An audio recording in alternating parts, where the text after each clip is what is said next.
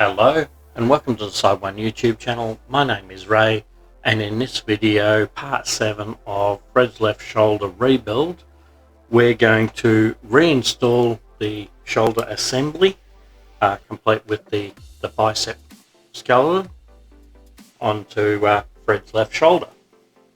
So we're looking at Fred from the back this time, and on the back I have made a couple of little minor modifications.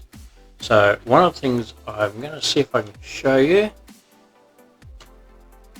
maybe, is down here I've actually installed the switch mode power supply that used to be located on the bicep of the old one. I also had to replace this back mount on account of the old one broke.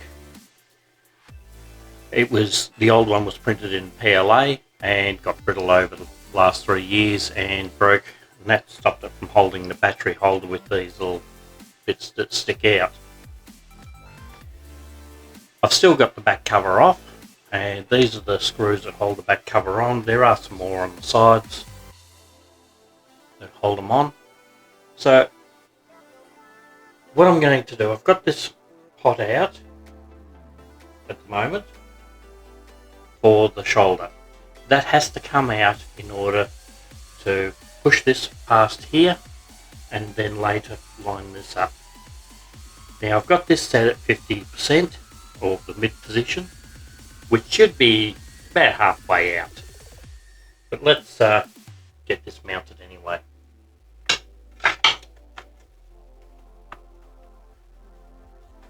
Just going to put this down.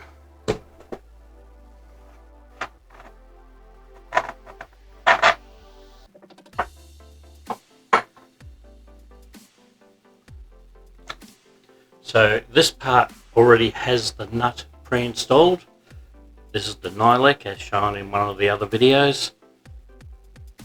And the major advantage of the nylock is I don't have to have that bolt done up tight. As long as it's into the nylon component, it will lock it in place. So we're going to make sure that's in first.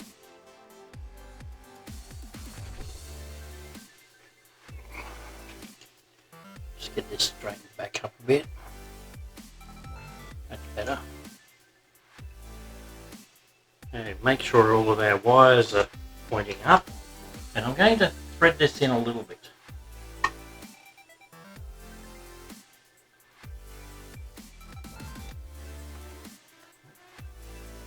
And this is not as easy as I'm going to make it look.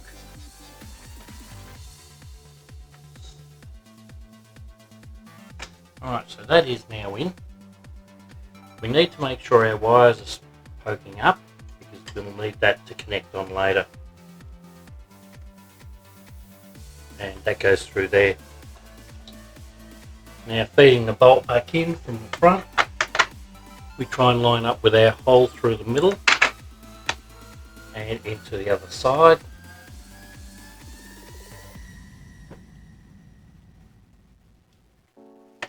That's it, I'm through.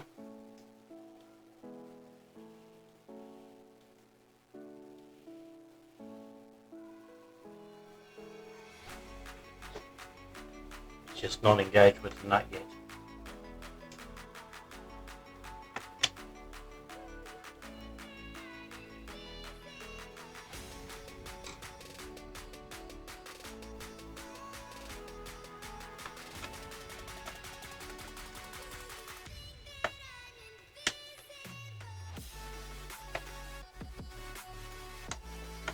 That is engaged with the nut, and that's looking pretty good. Now before I get too carried away, I do want to test this. I've actually put new batteries in my battery holder.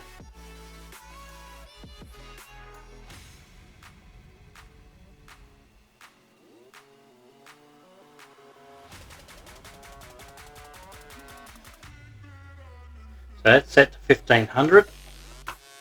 This is to make sure we don't have any really large movements. That's the left rotator, left shoulder, and left omoplate. So Hopefully this won't move much if at all.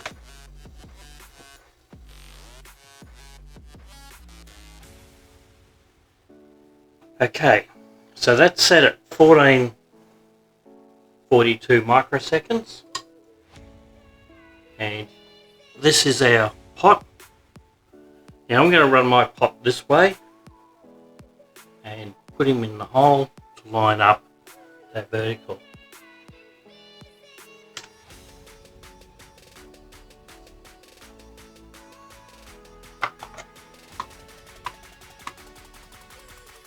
So that is now engaged. I will have to put a washer on my screw there to clamp it. This battery is making it difficult. The rest of the robot's not actually powered up at this stage.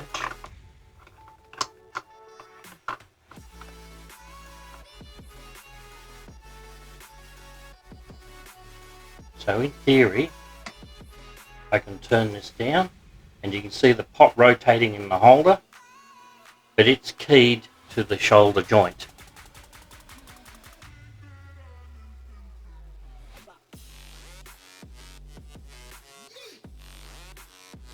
So just take this part of setting everything up very slowly. You don't want to break anything.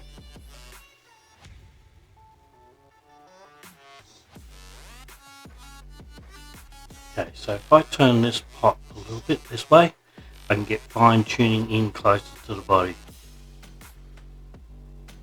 And I think I'm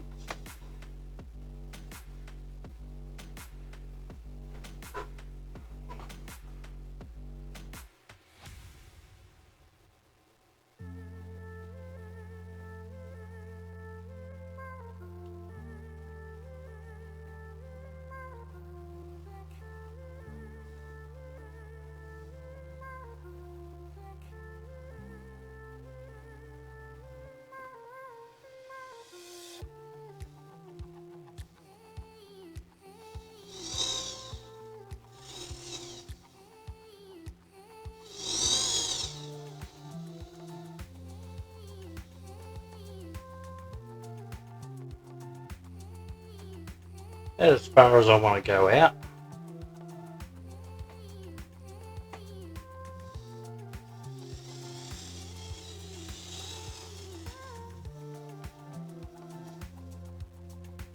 And that's all the way down. Alright, so I'm happy with that position. So I'm going to get a washer and put under that screw and then lock it down.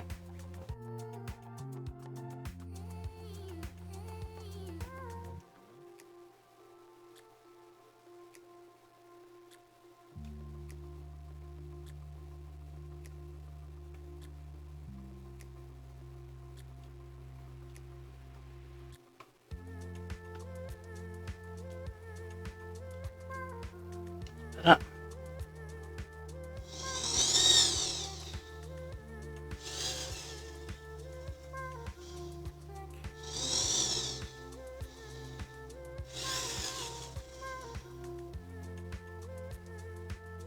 Alright, I'm happy with that. So I'm going to unplug this so I don't burn anything out. This servo does carry a fair bit of load on it. Sorry, the one inside here carries a fair bit of load on it when it's lifting the arm, and it's under power. Under My Robot Lab with the Move 2 service, it automatically disables that when it's idle. There is a bit of a bug with that, in as much as if the arm's up for too long, it'll go into idle, so it'll disable and the arm can't drop. Now, one of the things I have done, I didn't show on camera, I did recover from the original shoulder the My Robot Lab cover with the logo. I like this one because I used 2-color print to achieve this one and make it look nice and sharp. I also had this shoulder part printed, and I might be able to find those files again. If I do, I'll put them in the comments, or the description, sorry. And what I've done is I've welded using PLA and a 3D pen. I've welded this piece to this cover so I can get it on and off easily in the future. It's non-structural, it is only cosmetic covers, and it just clips on.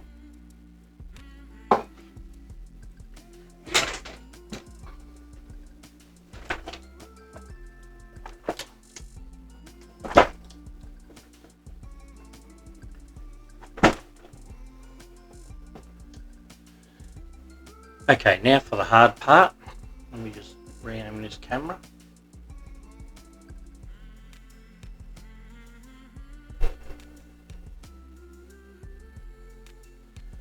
So what I'm doing, the next thing we've got to do is bring this cable through the middle, just so that we can get our wires through. This will be best done before we hook anything else up. And this is not an easy job.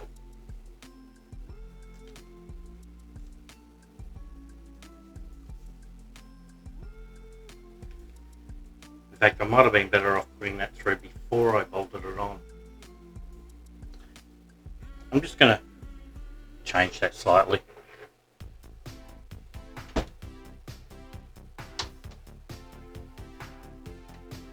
Which means I've got to pull the shoulder apart again.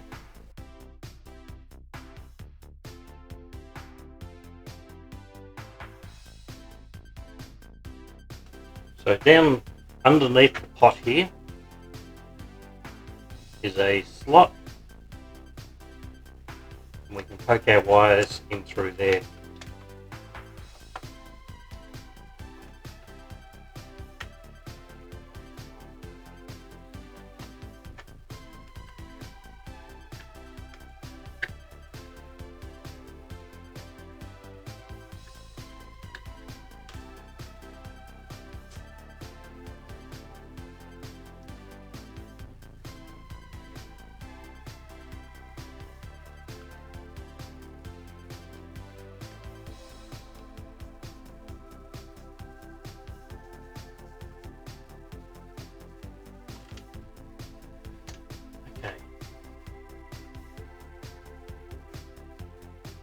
Now put all this back together again.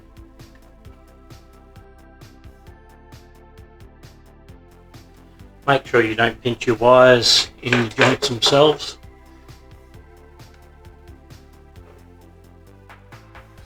And we want this, if we can get it into the nylon, but we don't want to over tighten it.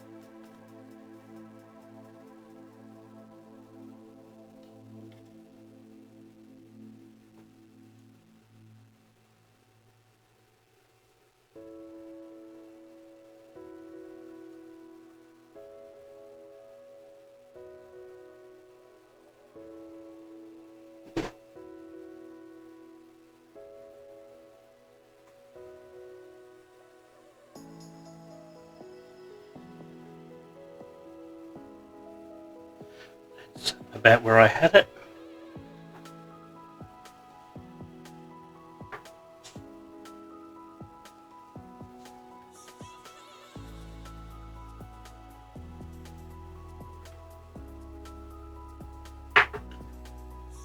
I've had it apart, so I'd better test it again, make sure I've got it right.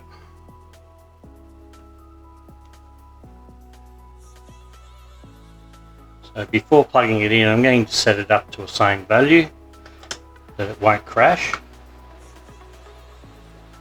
That OMO plate. If you can, it does pay to label your wires so you don't get them confused.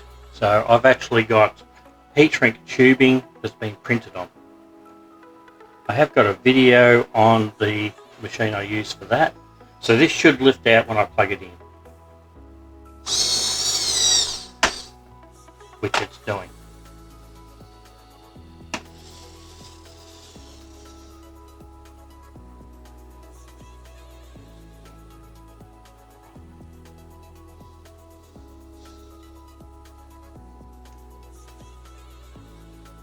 A little bit worried where that wire was running, so I might get the hot glue gun out and hot glue that wire in place so it doesn't move. But I am happy with its positioning of that pot. That'll reach.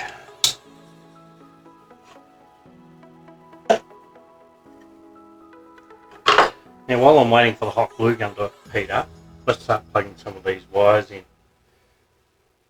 So the left AMO plate I want connected to output 15 of the PCA 9685. So I've traced my wires through, and I know that the top or the back, the closest to the center top, is for the AMO plate. So we're going to plug into there. The black is at the top in this case, and that's the way I've wired it. So next to that, I've got the left shoulder is on terminal 14, and again, black to the top, so it gets connected to the one below it on the side closest to the head. And then the next one is the left rotator, which goes all the way through the shoulder. That's this one, and it gets plugged in here.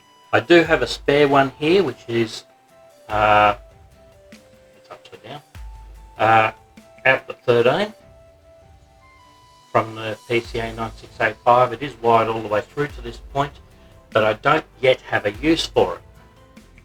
It is something I would like to try and set up at some stage in the near future, but it's not really necessary. I might put something on the shoulder, I don't know yet. In any case, it's not in use, and if I needed to, I can unplug it from the PCA on the back over here and use that pin for another servo down the track. At this stage, there is no requirement for it. Okay, so here we have the bicep, and we need to feed this back down through there as well. This one's a little more tricky because the hole that it comes through also has the screw going back up through it. So we're going to have to screw this down manually to get some clearance. So I might just unplug that one from the servo control at this stage, because I don't want it activating while I haven't got the pot connected to anything. So the pot's connected, can't see that one. So down the bottom here, we've got the pot. Let me just move my microphone and try and stop my robot from running away on me.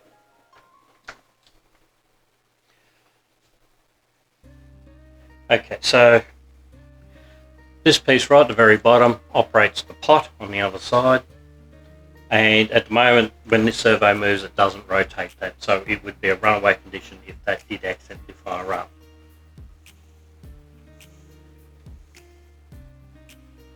Right, so that's down inside the thread. Can't rotate that at the moment, but I can poke this down through the hole.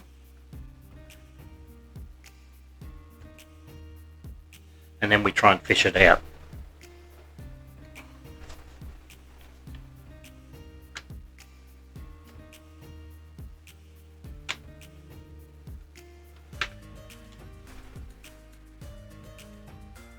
I think I want to go out the front side.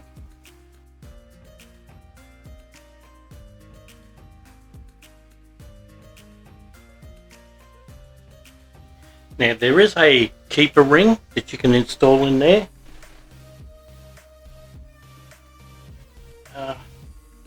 And I seem to have misplaced mine. I'm not going to bother with it in this case, but sometimes it can be really beneficial to have it in there. It will help keep the wires pressed up against the side. And my robot's trying to run away on me here. I have Fred mounted on a set of casters so I can move him around easily. We do want this wire as close to the edge of the gear as possible, otherwise the screw will hit it on the way up. This This might be easy opening up. I really didn't want to do this if I could avoid it. Now I'm putting a fold in here so that it sits in below the nut. A pusher. I can put that in place.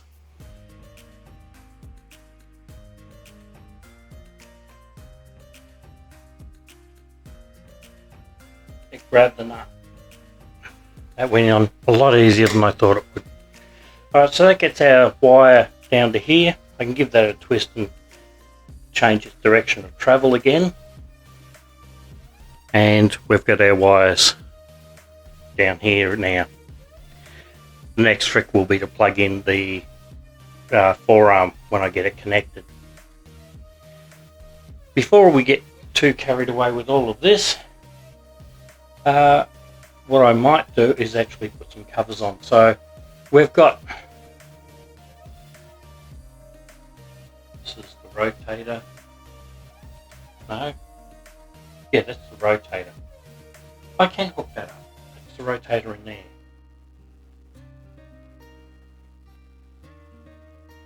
And if you remember from previous videos, the rotator was tested at assembly and the pot has been put into place. I also made sure that the pot for the shoulder was calibrated, reading, or actually watching through the Discord. I did note that Gail instructed somebody else when building theirs. That should be at 30 degrees. So if you set My Robot Lab to run at 30 degrees, it's better. It should be straight, which is what I've now got when set for 30 degrees. I actually went through and made sure that was calibrated correctly. Now, my hot melt glue is actually going everywhere, so let's get this into place.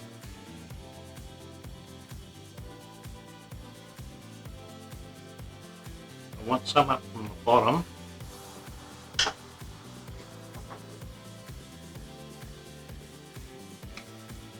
So that it doesn't catch the frame when it moves, and bring the rest up through here so it doesn't catch on anything else.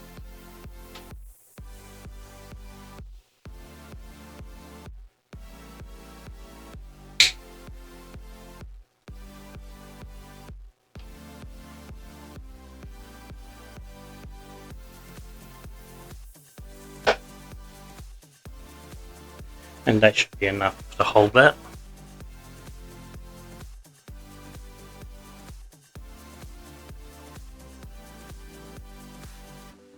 Okay, so only thing I need to do now is swing him around straight again for now.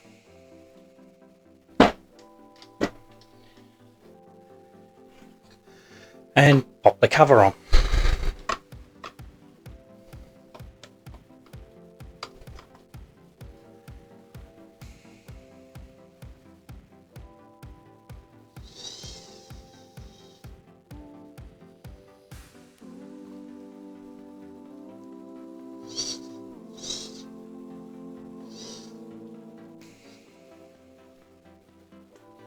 Might have that a bit too tight now.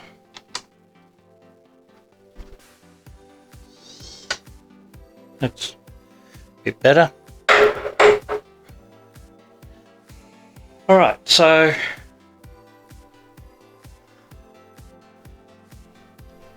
that's all I'll do in this video today.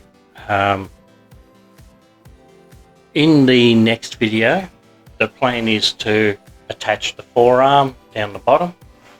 Once the forearm's attached, I'll put the covers onto the bicep, make it look complete, and we can look at putting his back cover on and powering him back up and starting to fire up My Robot Lab.